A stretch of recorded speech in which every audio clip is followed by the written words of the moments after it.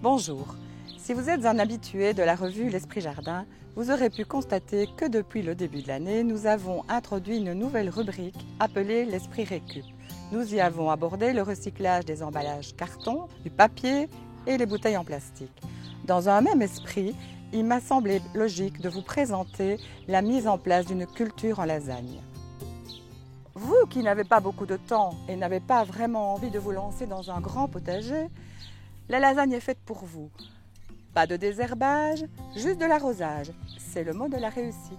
Ma devise, rien ne se perd, tout se récupère. En d'autres mots, tout ce qui est dans le jardin doit y rester ou au moins y retourner. La culture en lasagne vous permettra déjà de recycler de nombreux déchets verts de votre cuisine ainsi que des déchets de votre jardin. En outre, la culture en lasagne peut s'installer n'importe où. Au pire, vous pourriez même le faire sur un sol en béton. Pour installer une culture en lasagne, vous aurez besoin de matériaux bruns et matériaux verts.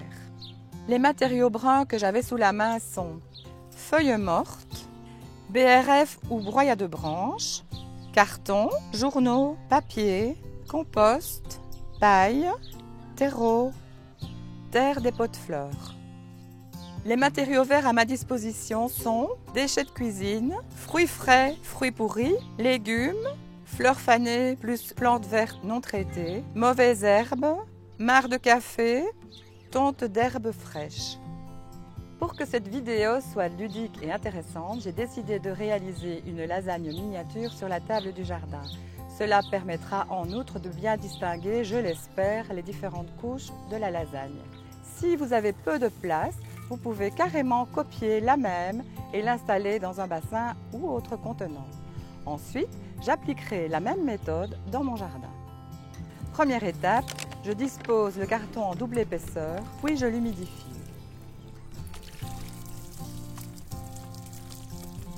Deuxième étape, je dispose une fine couche d'herbe fraîchement tondue sur le carton.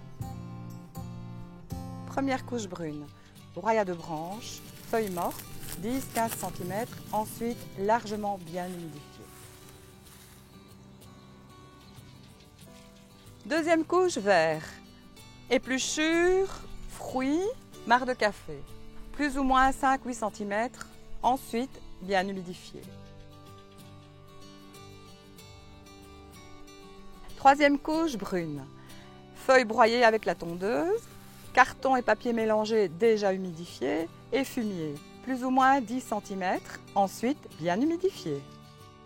Quatrième couche, vert, tonte de pelouse, 5 bons centimètres, ensuite de nouveau humidifié. Et enfin, cinquième couche, brune, du terreau mélangé avec du compost bien mûr, 10 cm, humidifié, bien sûr. Les deux dernières couches sont vraiment très importantes. Donc le terreau que nous avons mélangé à du compost bien décomposé est indispensable, c'est lui qui va permettre à vos plantes de s'enraciner ou à vos semis de monter. Ensuite, le paillis. J'ai choisi la paille, mais vous pouvez prendre tout à fait autre chose. Par exemple, de l'herbe de tonte, mais préfanée, qui va aussi agir en paillis. C'est tout ça qui va maintenir l'humidité dans votre lasagne. À présent, vous allez enfin pouvoir profiter des résultats de tous vos efforts minutieux de la journée. Vous allez planter. Pour ce faire, vous écartez la paille, vous creusez un trou de la profondeur de votre plante et vous plantez.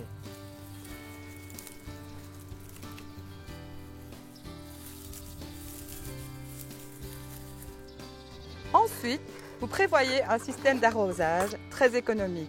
Vous prenez une bouteille d'eau coupée en deux, vous retirez le goulot, vous l'enfoncez dans la terre et ensuite vous la fixez avec un tuteur pour éviter qu'elle ne s'envole. Ensuite, il suffira de remplir doucement et l'eau se diffusera gentiment à travers votre lasagne. J'ai consulté une multitude d'ouvrages et de vidéos. Il apparaît que pour construire une lasagne de 2 mètres de long sur 70 cm de large, vous aurez besoin de une brouette bien tassée de matière verte, une botte et demie de paille, une brouette et demie de fumier, 2 brouettes de terreau et ou de compost bien décomposé et une brouette de BRF ou de broyat. Pour la mise en place, 3 conseils. L'exposition idéale sera nord-sud. Le sol doit être dégagé. N'hésitez pas à tondre à ras avant de commencer.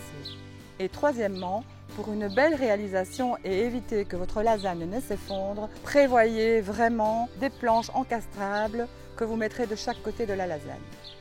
Pour encore plus de détails sur la lasagne de potager, retrouvez notre article dans la revue L'Esprit Jardin du mois de juin, sur notre site www.l'espritjardin.be ou sur notre page Facebook.